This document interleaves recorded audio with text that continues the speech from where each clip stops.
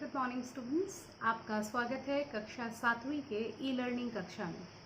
आज हम हिंदी का आपका जो वसंत किताब है उसका दूसरा अध्याय पढ़ने वाले हैं। उसका दूसरा अध्याय है दादी माँ। आज हम इस दादी माँ पाठ को पढ़ेंगे। इस पाठ को पढ़ने से पहले आप लोग सभी याद कीजिए कि जब आप गांव के में जाते हैं या जिन लोगों के दादा दादी उनके साथ रहते हैं, उनको अपने दादा दादी के साथ क्या अनुभव होता है, या नाना नानी जो भी हमारे ग्रैंड पेरेंट्स हैं उनको उनके साथ क्या अनुभव होता है, किस प्रकार का उनको जो है एहसास होता है कि दादा दादी नाना नानी मतलब ही कहानियाँ, सारी ज़िदों को मान लेना, फिर बहुत सारा प्यार, अच्छे अच्छे पकवान खिलाना, मतलब कुछ ना कुछ ऐसी यादें होती हैं जो हमारे इन रिश्तों के साथ हमको विरासत में मिलती हैं। जब भी हमारे ज़िंदगी में कुछ भी ऐसा घट रहा होता है जबकि हम अपसेट हो जाते हैं, तो हम तुरंत दौड़े चले जाते हैं अपने इन्हीं ग्रैंड पेरेंट्स के पास। यदि मम्मी पापा पीट रहे होते हैं फिर भी हमको लगता है कि हम इनके पास जाएं और जाकर शिकायत करें, तो ये तो मम्मी पापा के भी मम्मी पापा हैं और ये उनको सही सबक सिखाएंगे और हमको बचा लेंगे। तो इस प्रकार का फीलिंग हम लोगों के अंदर रहता है। तो इसी तरह से ये जो कहानी है ये शिव प्रसाद सिंह द्वारा लिखी गई है। ये इनके अपने जीवनानुभव से उन्होंने लिखा है। ये कोई मतलब बनाई हुई कहानी नहीं है, उनके अपने जीवन की कथा है, जहाँ पर वो अपने दादी माँ के बारे में हमें कुछ बता रहे हैं, कुछ इंसिडेंट्स याद दिला रहे हैं कि किस प्रकार उनकी दादी माँ के साथ उनका लाइफ कैसे बीतता था, उसके बारे में वो हमको बता रहे हैं। और इस कहानी में अंत में जाके हमको ये भी पता चलता है कि लेखक को आज रह रह के अपने दादी माँ की याद इसलिए और भी सता रही है क्योंकि उनकी दादी माँ अनफॉर्चुनेटली अब इस दुनिया में नहीं है, इसलिए भी उनको अपने दादी माँ की याद बहुत ज़्यादा सता रही है। ठीक है, तो इसी के ऊपर लेखक की दादी माँ के बारे में, उनके स्वभाव के बारे में सब कुछ जानते हुए हम इस पाठ को जानने के लिए इसको पढ़ेंगे। ठीक है, इस पाठ को हम आपको इसके जो इसका जो निहितार्थ है, इसका जो सारांश है, इसको हम आपको बताएंगे। ठीक है, यदि आप जब चैप्टर को इसके बाद मेरे पढ़ाने के बाद आप इसको वाचन तो ज़रूर करेंगे, तो करते हुए यदि आपको किसी प्रकार के असुविधा का अनुभव होता है, कहीं आपको समझने में दिक्कत होती है, तो आप मुझे ज़रूर बताएंगे और मैं आपको दोबारा उसको समझाने की कोशिश करूँगी। ठीक है, चलिए। लेखक को जब तक अपने गांव घर की याद आती रहती है, लेखक को कभी ना कभी अपने गांव घर की याद आती रहती है, क्योंकि अब वो गांव में नहीं है तो उनको गांव की याद आती है। विशेषकर दादी माँ से उनका गहरा लगाव रहता था और गांव की याद के साथ सिनोनिमस हो गया है दादी माँ की याद। आज अचानक उनकी मृत्यु की खबर सुनकर वह स्तब्ध हो गया और गांव इक्वल टू दादी माँ जिसके लिए इस टाइप का फीलिंग था, तो अचानक आज दादी माँ की मृत्यु ने उनको झकझोर कर रख दिया और उनके आंखों के सामने बचपन से लेकर अब तक दादी के साथ बिताया हुआ हर लम्हा याद आ जाता है। ऐसी घटना घटने के बाद जनरली इंसान को क्या होता है कि इस प्रकार की कोई घटना सुन के उनको उनके साथ जुड़ी हुई सारी यादें ताज़ा हो जाती हैं। एक बार वो मोमेंट्स को यादों के ज़रिए दोबारा जीने की कोशिश करते हैं, अपने यादों में उस व्यक्ति को हमेशा इस प्रकार जिंदा रखने की कोशिश करते हैं। लेखक क्वार के दिन याद करता है जब चारों ओर पानी भरा रहता था। दूर से बहकर आई घासों के सड़ने से एक अजीब सी महक हवा में फैली रहती थी। इसी मौसम में झाग वाले पानी से भरे तालाब में कूदकर नहाना बच्चों को अच्छा लगता था। क्वार के दिन चल रहे थे, पानी भरा हुआ था, ठीक है। और क्या हो रहा था कि मतलब एकदम झाग भरा जो पानी था उसमें बच्चे कूद रहे थे, घासों के सड़ने की महक आ रही थी। अब बरसात के मौसम में देखा होगा आप लोगों ने, ऐसा एक फीलिंग आता है हम लोगों को, एकदम झाग से भरा हुआ पानी है। इसी पानी में एक दो बार नहा लेने पर लेखक बीमार पड़ गया था।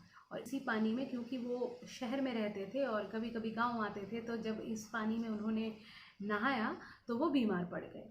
दादी दिन रात उनकी चारपाई के पास बैठी रहती और हाथ पैर छूकर ज्वर का अनुमान करती, पंखा झलती, लेप करती और बीमारी दूर करने के लिए विशेष प्रकार का भोजन बनवाती।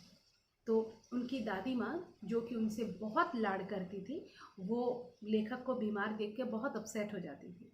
क्या करती थी कि वो जो है मतलब उसको चारपाई के पास उसके हमेशा बैठी रहती थी, बार बार उसको ऐसे टेम्परेचर उसका अनुमान लगाती कि कितना बुखार बढ़ कम रहा है। फिर उसको स्पेशल टाइप का भोजन जो है करवाती, जो जिसकी बुखार जल्दी उतारने में सहायक हो, इस टाइप का भोजन करवाती। फिर क्या है, लेप लगवाती मिट्टी वगैरह का, जिससे कि लेखक जल्दी स्वस्थ हो जाए। उन्हें गांव की 50 किस्म की दवाओं के नाम याद थे और दादी को ये नॉर्मल जो मेडिसिन हम लोग टैबलेट और सिरप्स के माध्यम से लेते हैं इस टाइप के नहीं, लेकिन गांव में जो जड़ी बूटियां प्राप्त हैं ऐसे 50 मेडिसिन वो जानती थी, जो कि मतलब बहुत कामगार भी होते थे। गांव में कहीं कोई बीमार होता तो उसके पास पहुंच जाती और अपनी यही दवाई शुरू कर दी थी। और दादी माँ जो है बहुत दयालु और परोपकारी किस्म की औरत थी। वो क्या करती थी, सिर्फ अपने पोते के लिए ही नहीं, यदि कोई बीमार होता गांव में तो उसके लिए वो क्या करती कि जाती उसके पास और जाकर खुद ही इन सब मेडिसिन के ज़रिए उसका इलाज करती। मतलब कहीं से पता चला कि कोई बीमार है तो दादी माँ पहुँच गई वहाँ उसकी सेवा करने और अपने मेडिसिन से वो उनकी सेवा करते। लेखक के बड़े भाई की शादी तय हुई तो दादी माँ का उत्साह देखते ही बनता था। अपने पोतों के हर एक अनुष्ठान को वो इतने शिद्दत से निभाती थी, मतलब जैसे लगता था कि वो उनके लिए सबसे ज़्यादा मायने रखता है, उनके अपने लाइफ से भी ज़्यादा मायने उनके मतलब जो ग्रैंड चिल्ड्रन हैं उनकी लाइफ थी। तो इसी तरह लेखक के जब बड़े भाई की शादी तय हुई तो दादी माँ ने बहुत उत्साह दिखाया था। यूँ तो वह कोई काम न करती, लेकिन किसी काम में उनकी अनुपस्थिति विलंब का कारण बन जाती। वो एक डायरेक्टर की तरह, एक निर्देशक की तरह कार्य करती। वैसे फिजिकली कोई कार्य वो नहीं करती, लेकिन वो ना जहाँ नहीं जाती, वहाँ जहाँ उनका डायरेक्शन मिस होता, वहाँ क्या होता कि जो है मतलब वो काम सही से नहीं हो पाता, ठीक है, वहाँ लेट हो जाता। वहीं उन्हीं दिनों लेखक ने दादी माँ को सूद के पैसों के लिए रामी की चाची को कठोरता पूर्वक बिगड़ते हुए देखा।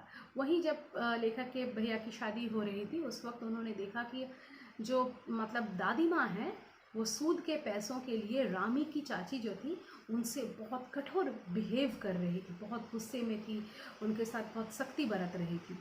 वह आंखों में आंसू लिए दादी माँ से मिन्नतें कर रही थी और रामी की चाची जो थी उनके आंखों में पूरे आंसू आ गए थे और वो दादी माँ से मिन्नतें कर रही थी, प्रेयर्स कर रही थी कि प्लीज़ मुझे माफ़ कर दे, क्योंकि कुछ सूद का पैसा देने में इधर उधर समय का कुछ हुआ था, इस कारण दादी माँ जो है मतलब रामी की चाची से नाराज़ थी और यही नाराज़गी वो उनके बिहेवियर से उनका साफ जाहिर हो रहा था।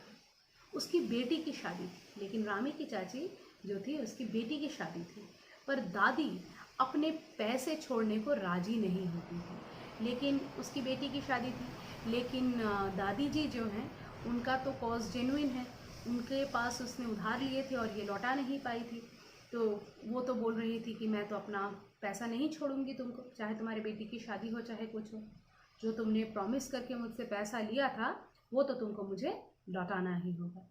लेखक ने यह सब लेखक से यह सब देखा न गया, वह वहाँ से खिसक लिया। अब दादी की एक इमेज थी लेखक के पास, उसको बहुत ज़्यादा मतलब दादी से एक दयालुपन की उम्मीद थी। तो जब ये सब होने लगा तो लेखक को उनसे ये सब सहन नहीं हुआ और जो है वो वहाँ से चले गए। कुछ दिनों बाद रामी की चाची ने लेखक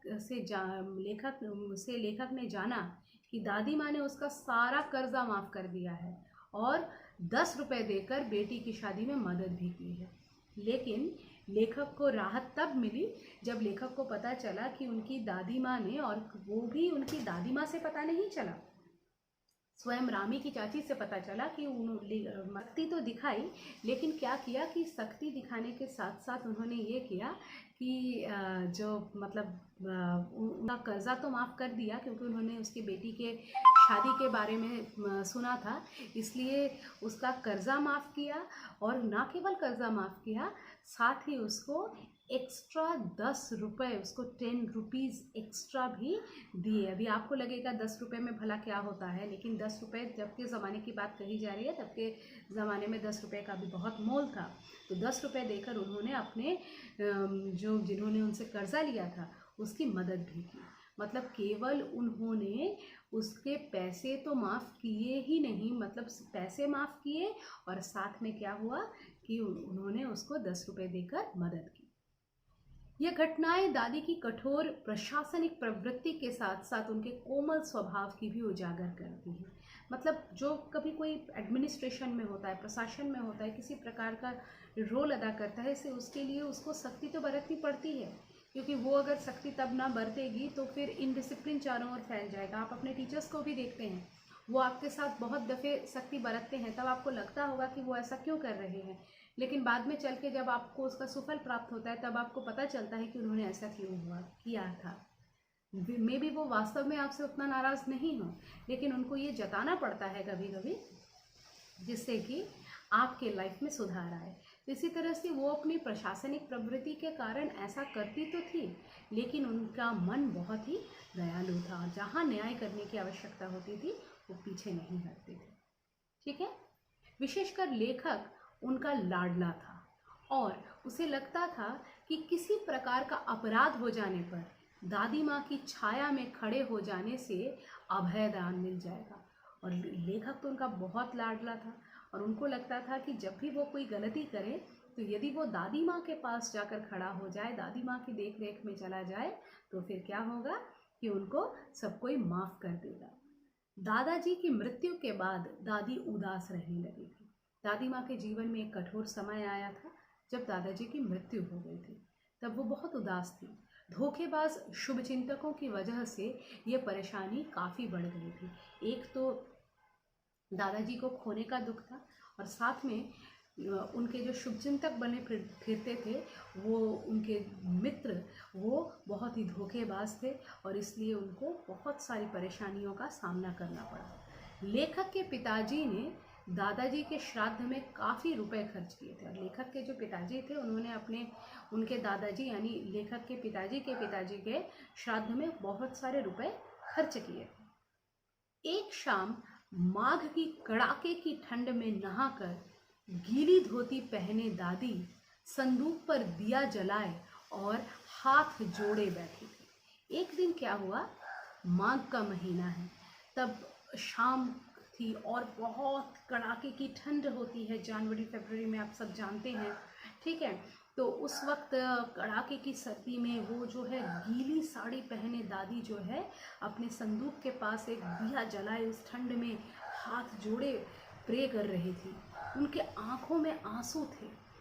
ऐसा मतलब उनके आँखों में आंसू देख लेखक से रहा नहीं गया। मतलब ये सिचुएशन, कड़क रहने वाली दादी, उनके आँखों में आंसू, ऐसे मौसम में इस प्रकार से वो प्रे कर रही हैं। दादी माँ को इतने टूटे हुए हालत में लेखक ने कभी नहीं देखा था।